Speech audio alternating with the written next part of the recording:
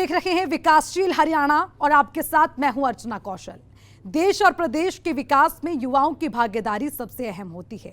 विभिन्न क्षेत्रों में युवा अपनी प्रतिभा से तरक्की को नया पंख लगाते हैं। लिहाजा सरकार की ये कोशिश होती है कि युवाओं को अधिक से अधिक शिक्षा और फिर रोजगार मुहैया करवाया जाए। मुख्यमंत्री मनोहर लाल पिछले करीब 8.5 साल से प्रदेश के हित में युवाओं के इसी सपने को साकार करने में जुटे हैं। मुख्यमंत्री मनोहर लाल का दावा है कि उन्होंने सरकारी नौकरियों में पारदर्शिता लाकर भ्रष्टाचार और भाई भतीजावाद पर बड़ी सर्जिकल स्ट्राइक की है, जिससे अब सिर्फ योग्य युवाओं को सरकारी सेवा का मौका मिल रहा है। लेकिन मुख्यमंत्री मनोहर लाल पूरी जिम्मेदारी के साथ ये भी मानते हैं कि सभी युवाओं को सरकारी सेवा में नहीं लिया जा सकता। लिहाजा प्राइवेट सेक्टरों में भी रोजगार के अवसर तलाशे जा रहे हैं। पिछले कुछ सालों में सरकार ने कई ऐसे कदम उठाए जिससे युवाओं को विभिन्न क्षेत्रों में रोजगार मिलना आसान हुआ है। तो चलिए विकासशील हरियाणा के जरिए बेरोजगारी के खात्मे पर मनोहर कदम के बारे में जानते हैं।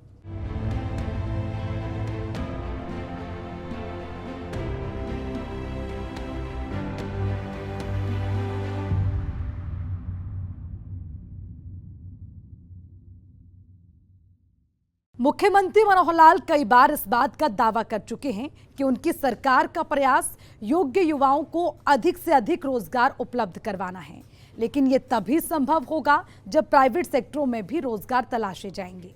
मुख्यमंत्री मनोहर लाल की मौजूदगी में कौशल रोजगार निगम ने एक पोर्टल की शुरुआत की है। इससे युवाओं को रोजगार मिलने में आसानी होगी, साथ ही कंपनियों को भी आसानी से योग्य कर्मचारी मिल सकेंगे। इसी पर देखिए हमारी खास रिपोर्ट। युवाओं के प्रति मनोहर सोच की बदौलत अब प्रदेश के युवा प्राइवेट नौकरी के लिए ऑनलाइन आवेदन कर सकेंगे। इसके लिए मुख्यमंत्री मनोहर लाल ने कौशल रोजगार निगम एंटरप्राइजेज पोर्टल को लॉन्च कर दिया है। इस मौके पर बोलते हुए मुख्यमंत्री मनोहर लाल ने कहा कि उनकी सरकार ने पिछले 8.5 साल में गरीबों के उत्थान के लिए कई कदम उठाए हैं, जिससे आवाम को लाभ पहुंच रहा है। खासकर परिवार पहचान पत्र पर बोलते हुए मुख्यमंत्री मनोहर लाल ने कहा कि हमारे इस कदम की आज पूरे देश में सराहना हो रही है। कि हम लोग पिछले 8.5 वर्षों में कई प्रकार के नए प्रयोग, नई पहल समाज हित में, और वो भी विशेष तौर पर जो वंचित समाज है, जो ज़रूरतमंद समाज है, जिसको हम सामान्य भाषा में गरीब समाज कह देते हैं, पुअर फैमिलीज, उनके अपलिफ्टमेंट के लिए हमने अंत्योदय का शब्द जरूर विचार आपने उसमें सुना ही होगा। और उसके जो प्रोधा हैं पंडित दीनदयाल जी उपाध्याय, उन्होंने जो सिद्धांत दिया था उस अनुसार काम करने की अपनी पूरी प्रयत्न करते हैं, पूरी कोशिश करते हैं, और बहुत सफलता भी उनको मिली है। इसके लिए टेक्नोलॉजी का भी सहारा लिया है। इसके लिए हमने समाज में उनके सारे डाटा को इकट्ठा करने के लिए अपनी सारी सरकारी मशीनरीज को भी उपयोग किया है। और बहुत अधिक तो नहीं, लेकिन एक विषय पर मैं सबका ध्यान करना चाहूँगा, वो है हमारा परिवार पहचान पत्र। हरियाणा में 72 लाख फैमिलीज हैं, 2,84,00,000 आबादी हमारी है। अब से पहले ये आबादी प्रोजेक्टेड पॉपुलेशन इस नाम से ही पूरे प्रदेश की एक प्रोजेक्टेड पॉपुलेशन यही आंकी जाती थी, लेकिन अब रियल टाइम पॉपुलेशन हमारे पास आती है, क्योंकि हम हर बर्थ को रजिस्टर करते हैं, हर डेथ को रजिस्टर करते हैं। बर्थ के हिसाब से पॉपुलेशन बढ़ना, डेथ के हिसाब से घटना, ये हमारा डेली का एक प्रोसेस है। अपडेशन के लिए लगभग 1 महीने में वो अपडेट होकर के सारा कंप्लीट हमारे पास आ जाता है। तो 1 महीने के बाद आज की जो पॉपुलेशन, एग्जैक्ट पॉपुलेशन 1 महीने बाद हमको पता लग जाएगी। तो इस प्रकार से एक डायनेमिक सिस्टम ये हमने शुरू किया। उसके साथ और बहुत सी जानकारियां परिवार की तो होती ही हैं, लेकिन इनकम भी एक ऐसा विषय है जिसकी जानकारी शायद कोई सरकार इस प्रकार से इकट्ठा करती नहीं रही है। हमने उसमें भी पहल की है। इसकी आलोचनाएं भी हुई, इसकी प्रशंसा भी हुई, लेकिन जब नए नए प्रयोग हम लागू कर रहे हैं तो उसमें ज़रूर प्रशंसा कर रहे हैं। देश के प्रधानमंत्री श्री नरेंद्र मोदी जी ने मुख्यमंत्री परिषद बैठक में भी ये कहा कि हरियाणा का परिवार पहचान पत्र, इसका ज़रूर अध्ययन करें, और इसमें लगता है कि इसका लाभ है तो इसको अडॉप्ट करें। उत्तर प्रदेश इसको अडॉप्ट कर चुका है, उन्होंने घोषणा की है कि हम इसको लागू करेंगे। हिमाचल प्रदेश ने भी लागू करने की बात कही है। कई मुख्यमंत्रियों ने हमारे से पूछा भी है। महाराष्ट्र की टीम भी अध्ययन करने के लिए आई थी। मुख्यमंत्री मनोहर लाल ने कहा कि सरकार का प्रयास हर हाल में गरीबों की जिंदगी बेहतर करना है और इसके लिए कई जरूरी कदम उठाए हैं। सभी योग्य युवाओं को रोजगार के अवसर प्रदान किए जा रहे हैं। मनोहर लाल ने कहा कि सरकार का लक्ष्य 1 लाख युवाओं को विदेश में नौकरी दिलवाना है और एक योजना उसके अंदर है कि गरीब लोगों को रोजगार देना। रोजगार के लिए मुख्यमंत्री परिवार अंत्योदय परिवार उत्थान योजना मैंने बनाई। उसके अंदर ब्लॉक लेवल पर कैंप्स लगाए। जो गरीब परिवार हैं 1 लाख एनुअल इनकम से कम, ऐसे 7 लाख लोगों को बुला करके उनके बच्चों की, उनमें जो भी काम करने वाला व्यक्ति है, महिला है, पुरुष है, उनकी काउंसलिंग की। उनको अगर कहीं लोन की आवश्यकता है तो बैंकों से लोन लेकर के दिए। उनकी स्किलिंग की जरूरत है तो स्किलिंग करा के दी। प्राइवेट नौकरी अथवा सेल्फ एम्प्लॉयमेंट, इन सब की तरफ आगे बढ़े हैं। ऐसे ही सरकार में भी जैसे एम्प्लॉयमेंट हमारी एजेंसीज जो देती हैं, अपॉइंटमेंट करवाती हैं, वो है HPSC, Haryana public service commission और हरियाणा स्टाफ सिलेक्शन कमीशन। इस के माध्यम से हम नौकरियां जो है उपलब्ध कराते हैं। लेकिन बहुत विभाग ऐसे हैं समय पर अपॉइंटमेंट नहीं होती हैं तो उनको आउटसोर्सिंग की नौकरियां ये भी जरूरत होती है।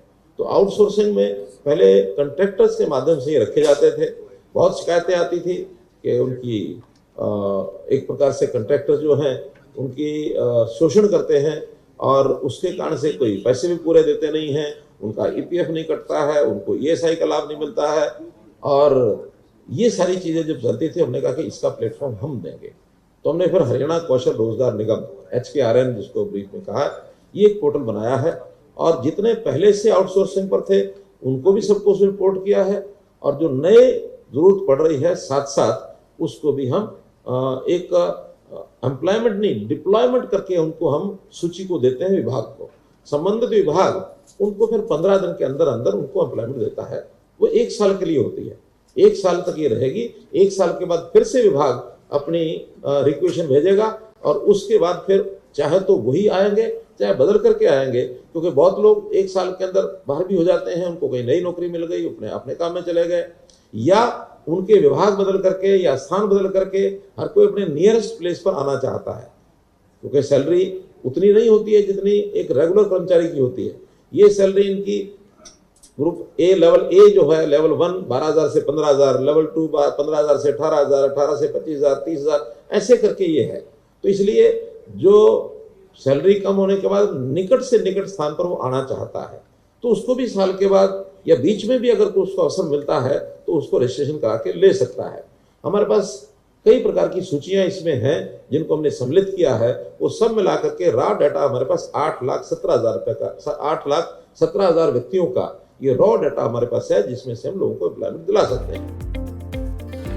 मुख्यमंत्री मनोहर लाल ने कहा कि हमारी सरकार की कोशिश प्राइवेट नौकरियों में गरीब परिवार को आगे लाना है ताकि उनकी जिंदगी को बेहतर बनाया जा सके। एक आंकड़ा साझा करते हुए मुख्यमंत्री मनोहर लाल ने कहा कि अभी विभिन्न कंपनियों से 6,000 कर्मचारियों की डिमांड आ चुकी है। रोजगार पोर्टल की शुरुआत करते हुए मुख्यमंत्री मनोहर लाल ने कहा कि हमारी कोशिश युवाओं को घर बैठे रोजगार उपलब्ध कराना है। जैसे बहुत प्रदेशों के अपने मॉडल चलते हैं, तो अगर हमारी कोई अच्छी योजना को हरियाणा मॉडल का नाम दे सकें, चाहे वो स्वामित्व की योजना है, चाहे वो मेरी फसल मेरी योजना है, मेरी फसल मेरा ब्यौरा, ये एक नई योजना हमने चलाई है, भावांतर भरपाई योजना हमने चलाई है, परिवार पहचान पत्र के नाते से, ऑनलाइन ट्रांसफर पॉलिसी के नाते से, डजन्स ऑफ द स्कीम्स ऐसी हैं जो अपने आप में यूनिक है।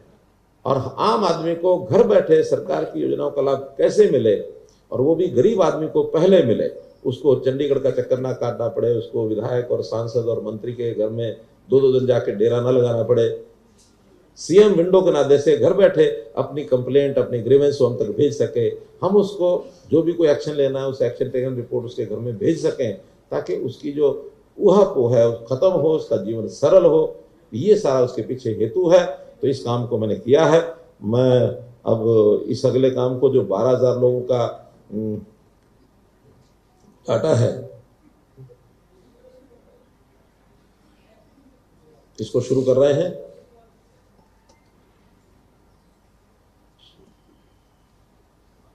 ये जाना शुरू हो गया, 2 को पहुंचा, 3 को पहुंचा, अब इनको मैसेज जा रहे हैं सबको। कि आप अमुक फैक्ट्री में जाकर के संपर्क करिए अगले 15 दिन के अंदर कभी भी, और उन फैक्ट्रीज को भी पता लग जाएगा, उन कंपनीज को भी, कि हमारे यहाँ शॉर्टलिस्ट होके ये लोग आए हैं जिनको हमने इंटरव्यू करना है। तो ये 12,000 लोग ऐसे, ये नंबर ऑफ कितने वो हैं हमारी कंपनी जिन्होंने दिया है 6,095, सिर्फ 4 कंपनी से आया है। तो जो बड़ी कंपनीज है जिनको लोग चाहिए, उन 4 कंपनी ने 6,095 लोगों की डिमांड रखी है। तो ये सब उनको डिस्ट्रीब्यूट हो जाएंगे as per their demanded qualification and skills. बता दें कि हरियाणा कौशल रोजगार निगम से जुड़कर प्रदेश के युवा 12,000 से 30,000 रुपए तक की नौकरी पा सकते हैं। हरियाणा सरकार का प्रयास है कि बिना किसी भेदभाव के अधिक से अधिक युवाओं को रोजगार से जोड़ा जाए, ताकि प्रदेश का भविष्य बेहतर बन सके। ब्यूरो रिपोर्ट, सूर्या समाचार।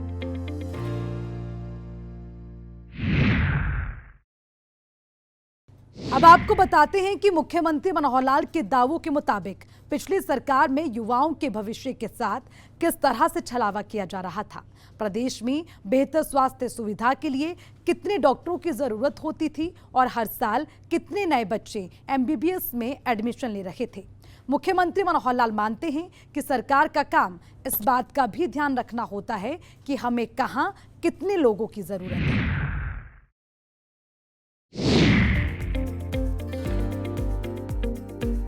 हरियाणा युवाओं का प्रदेश है, लेकिन प्रदेश की ये कड़वी सच्चाई भी रही है कि विभागों में पारदर्शिता की कमी योग्यता को अंदर ही अंदर दम घुटने पर मजबूर कर रही थी, जिससे युवाओं में सरकार के प्रति गुस्सा और असंतोष था। साल 2014 के विधानसभा चुनाव में युवाओं ने उन तमाम पार्टियों के वादे को दरकिनार कर दिया जिनसे वो दशकों से ठगी का शिकार हो रहे थे, जबकि बीजेपी युवाओं को भरोसा दिलाने में सफल रही कि उनकी सरकार बनने पर युवाओं के हित पहली प्राथमिकता में शामिल होंगे। रोजगार पोर्टल की शुरुआत करते हुए मुख्यमंत्री मनोहर लाल ने कहा कि युवाओं को ट्रेनिंग देनी बड़ी बात नहीं है, ट्रेनिंग के बाद उन्हें नौकरी कहां मिलेगी ये सोचना भी सरकार का ही काम है। पिछली सरकार में डॉक्टरों की कमी का हवाला देते हुए मुख्यमंत्री मनोहर लाल ने कहा कि पिछली सरकार में सालाना महज 700 नए डॉक्टर का एडमिशन होता था, जबकि प्रदेश को 28,000 डॉक्टरों की जरूरत है।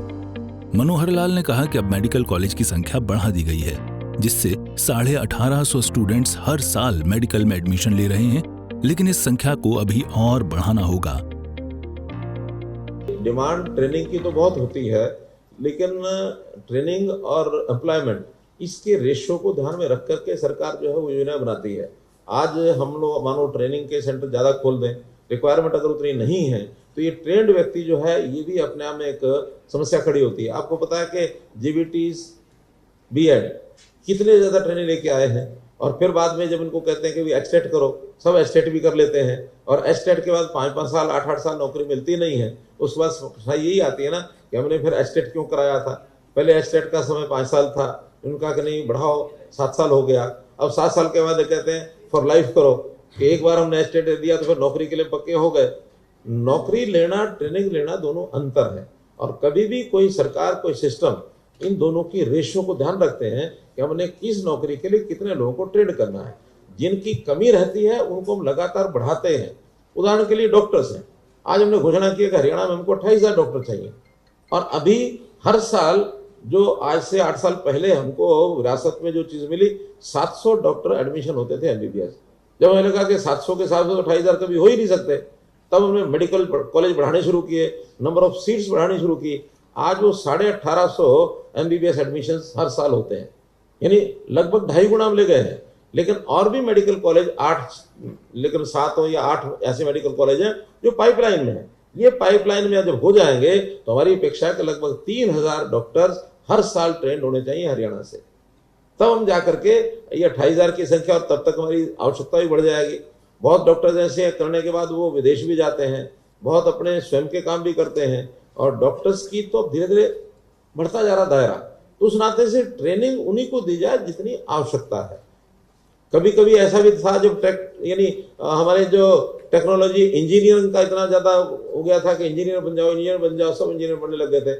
आज उसका एक दबाव कम हो गया, इंजीनियर बहुत बार घूम रहे हैं, आप लोगों में से भी कई इंजीनियर होंगे, तो उस नाते से उतनी बड़ी आवश्यकता नहीं रही। आज डॉक्टर्स की आवश्यकता लग रही है। कभी आईटी के जो सॉफ्टवेयर के इंजीनियर्स, इनकी बहुत बड़ा एक सिस्टम था, आज अच्छे क्वालिफाइड सॉफ्टवेयर की जरूरत है। बाकी सॉफ्टवेयर के लोग तो कोई बहुत ज्यादा उसमें डिमांड ऐसी रही नहीं कभी, हालांकि बढ़ रही है डिमांड के हिसाब से आगे चलेंगे, मेरा इतना कहना है। सरकार का फोकस उद्योग बढ़ाने और इसके जरिए युवाओं को अधिक से अधिक रोजगार उपलब्ध करवाने पर है।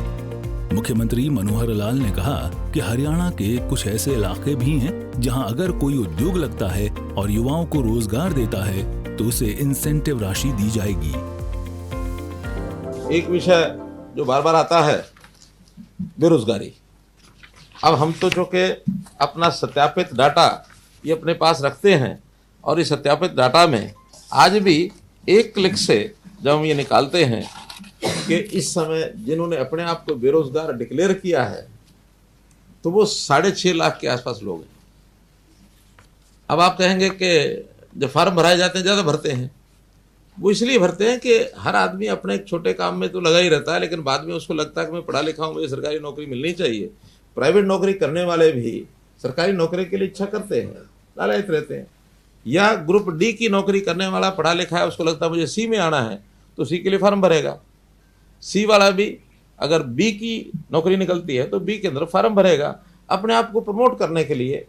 एक विषय। दूसरा, ये हमारा सारा आंकड़ा हमारे प्रदेश का, लेकिन सरकारी नौकरी में प्रदेश से बाहर के लोगों को भी अप्लाई करना उनके लिए भी यानी कर सकते हैं, कोई मना ही नहीं है, ऑप्शन है।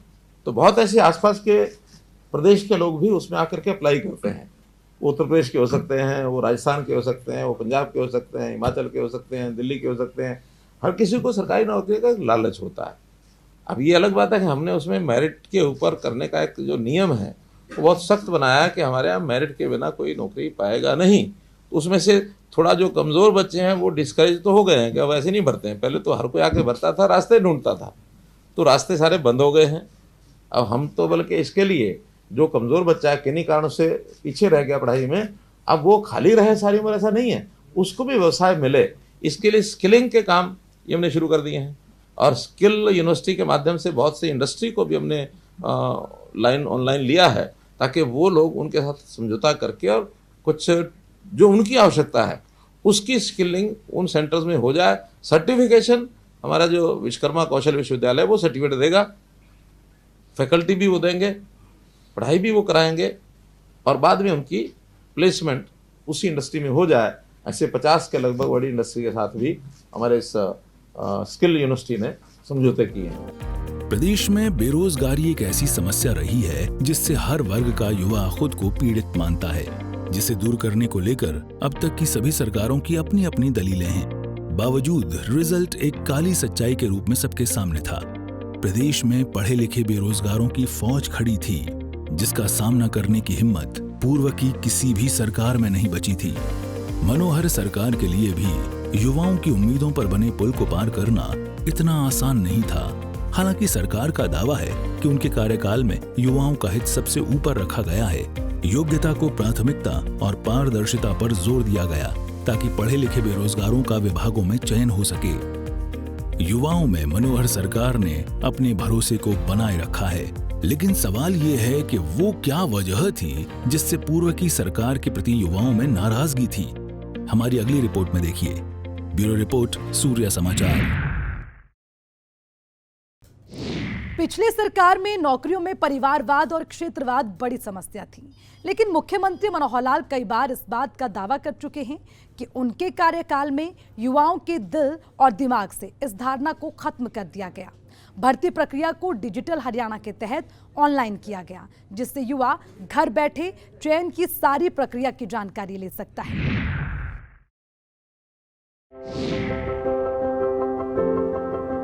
पूर्व की सरकारों पर यह आरोप लगते आए हैं कि नौकरियों में कुछ खास जिलों को महत्व दिया गया, जिससे प्रदेश के अन्य सक्षम युवक हाथ मसलते रह जाते थे। साल 2014 के विधानसभा चुनाव से पहले बीजेपी युवाओं की आवाज बनी। बीजेपी की शिकायत थी कि सरकारी नौकरियों में भेदभाव हो रहा है। बीजेपी के इस आरोप पर युवाओं का भी भरपूर साथ मिला और चुनाव के बाद परिणाम बीजेपी के पाले में आया। सरकार का दावा है कि नौकरियों में पारदर्शिता पर पहले दिन से काम शुरू कर दिया गया और गरीब से गरीब परिवार को कैसे रोजगार से जोड़ा जाए, इस पर काम किया गया है।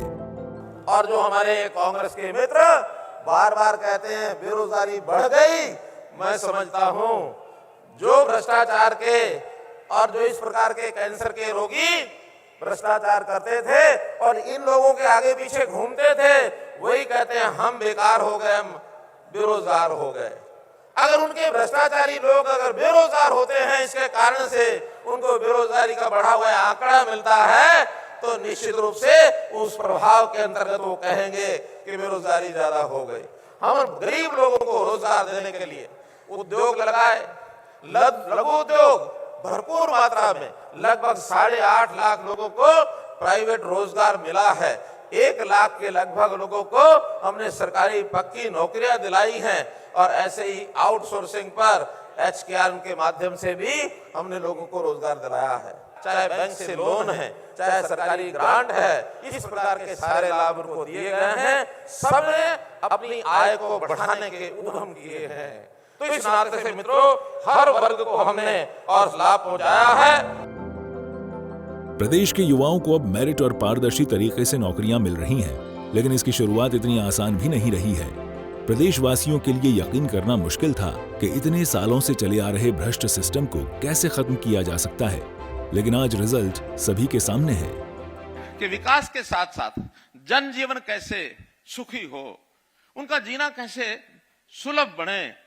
नहीं तो आजकल, पहले हमने देखा कि जब सरकार में आए थे, वो बात है 2014 की, कि लोग 4था फ्लोर भरा रहता था, शिकायतें लेके लोग पहुंचते थे, ट्रांसफर की एप्लीकेशन लेके पहुंचते थे। हमने कहा नहीं, आप अपने घर बैठे अपनी बात कहो। सीएम विंडो हमने बनाई, ट्रांसफर के लिए कोई एप्लीकेशन देने की जरूरत नहीं है, साल में एक बार हमको बता देंगे, आपकी सीनियरिटी के हिसाब से ये स्थान आपको मिलेगा, आप 1, 2, 25, 50, 100 कितने ही स्थान भर के दे दो सरकारी कर्मचारी, और उसमें बटन दबाने के बाद एक साथ सबकी ट्रांसफर जो एलिजिबल हो जाएगा। अभी हमारे निशान सिंह जी कह रहे थे कि जो बेटियां हैं जिनकी शादी होती है, तो शुरू में 2-5 साल छोटे बच्चे होते हैं, वो दूर जाना पड़ता है उनको। हमने कहा पहले हमने 10 साल की सीनियरिटी दी है, इस बार की जो पॉलिसी बनाएंगे इनको और ज्यादा सीनियरिटी देंगे, ताकि पुरुषों के मुकाबले में या बड़ी अधेड़ आयु के जो महिलाएं, उससे भी ज्यादा इनको सुविधा मिल जाए, ताकि ये घर के नजदीक, जहां ये चाहती हैं, ससुराल के घर के नजदीक उनको नौकरी मिले। तो ये भी हम सुविधा अगले साल हम ये कर देंगे। विकास के नाते जहां तक बात है, पहले केवल नेताओं के माध्यम से हम अपनी बात को आगे भेजते थे। दरअसल सरकारी नौकरियों के लिए निकाली जाने वाली भर्तियों में रिश्वतखोरी बड़ी समस्या रही है, जो सालों से विभिन्न विभागों में अपनी जड़ें जमाए बैठा था। बीजेपी के आरोपों के मुताबिक प्रदेश के हर विभाग में भ्रष्टाचार का बोलबाला था, और इसकी एक बड़ी वजह थी नौकरियों में लिखित परीक्षा को कम और इंटरव्यू को ज्यादा तवज्जो देना। सरकार का दावा है कि इस पर लगाम लगाने के लिए कई सफल प्रयास किए गए, जिसकी वजह से अब योग्य उम्मीदवारों की नियुक्ति हो रही है। बता दें कि प्रदेश सरकार ने नियुक्ति में रिश्वतखोरी के लिए सबसे बड़ा जिम्मेदार इंटरव्यू को माना। इसके पीछे सरकार की दलील है कि पहले अभ्यर्थी को टेस्ट में कम मार्क्स आने के बावजूद उसे इंटरव्यू में ज्यादा मार्क्स देकर पास कर दिया जाता था, जो पात्र अभ्यर्थियों के साथ छलावा था। ऐसे में मनोहर सरकार ने नीतियों में बदलाव करते हुए इंटरव्यू के मार्क्स को कम किया, जबकि रिटन टेस्ट को ज्यादा तवज्जो दी, जिसकी वजह से उन अभ्यर्थियों को सीधा लाभ पहुंच रहा है जो अपनी काबिलियत के दम पर नौकरी पाने का हक रखते हैं। नौकरियों में पारदर्शिता लाने और युवाओं को विभागों के चक्कर लगाने से बचाने के लिए सभी भर्ती प्रक्रिया को ऑनलाइन किया गया। अभ्यर्थी अब आवेदन करने के साथ मार्कशीट और फिर उसके बाद रिजल्ट तक की सुविधा घर बैठे ले रहे हैं। विभाग का दावा है कि इस प्रक्रिया में अभी तक किसी अभ्यर्थी की कोई शिकायत नहीं मिली है। सरकार का दावा है कि सक्षम युवा योजना बेरोजगारी कम करने में काफी कारगर कदम साबित हो रही है। 1 नवंबर 2016 को सक्षम युवा योजना की शुरुआत की गई, जिसके तहत प्रदेश के स्नातकोत्तर बेरोजगारों को करीब 100 घंटे काम करने की एवज में 9,000 रुपए प्रतिमाह देना शुरू किया गया। ब्यूरो रिपोर्ट, सूर्या समाचार। तो पिछले 8 साल के अपने कार्यकाल में मनोहर सरकार ने युवाओं का हित ध्यान में रखकर कई कदम उठाए, जिससे हजारों युवाओं को लाभ पहुंचा। मुख्यमंत्री मनोहर लाल खुद इस बात को मानते हैं कि सभी युवा को सरकारी नौकरी नहीं दी जा सकती, लिहाजा सरकार का प्रयास प्राइवेट सेक्टरों में योग्य युवा को नौकरी दिलाना है। विकासशील हरियाणा में आज के लिए इतना ही। मुझे दीजिए इजाजत। नमस्कार।